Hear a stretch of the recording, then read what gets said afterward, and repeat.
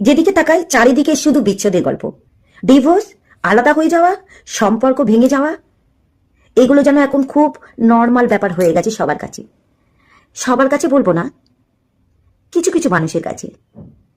এইসব দেখে মাঝে মাঝে মনে হয় মানে নেক্সট জেনারেশন হয়তো আর বিয়ে করতেই চাইবে না, কারণ কাউকে তো গ্যারেন্টি দিতে পারবে না কে কাকে সারা জীবন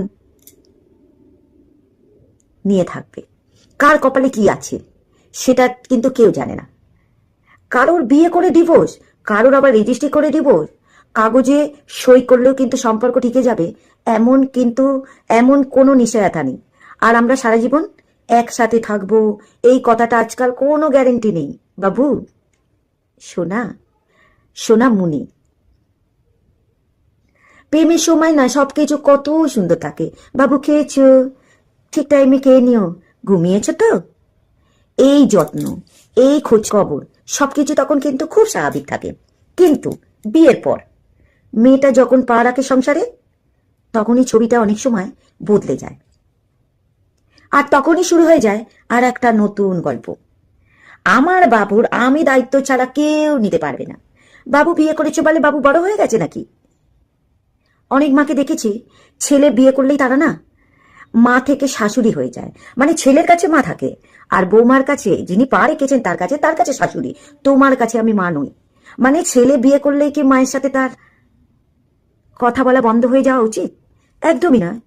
যেরকম ছেলের কাছে মা আর বউয়ের কাছে স্বামী, মানে বর, না মায়ের জায়গাটা অন্য কেউ নিয়ে নিলে সম্পর্কটা অদৃশ্য হয়ে যায়।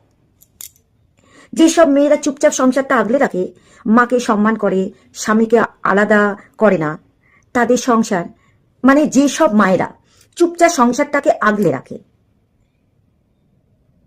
আর ছেলে বউয়ের সম্পর্কটা একদম তাদের মতো করে কিন্তু ছেড়ে দেয়, তাদের সংসারটা অনেক সময় টিকে যায় কিন্তু শান্তিও থাকে। আর যেসব সংসারে এখনো বাবু বাবু চলতেই থাকে, যেখানে ছেলে এখনো মায়ের বগল ছাড়তেই পারেনি, নিজে সংসার করে প্রাধান্য দিতে শিখিনি, সেখানে বেশিরভাগ সময় না সম্পর্ক না ছিন্ন বিচ্ছিন্ন হয়ে যায়।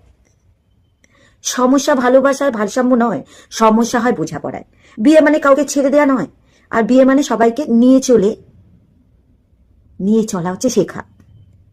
আজকাল সম্পর্ক ভাঙতে খুব সহজ, কারণ আমরা ধরেই রাখার চেষ্টা করি কম করেছি, কিন্তু নিজের জায়গাটা না বড় রাখতে গিয়ে আর একজনের জায়গাটা না ছোট্ট করে ফেলেছি। আচ্ছা বলুন তো, যদি মায়েরা ছেলেদের ছাড়তেই না পারে, তাহলে বিয়ে দেওয়ার দরকারটা কি ছিল? নিজের কাছে রেখে দিতে পারতেন।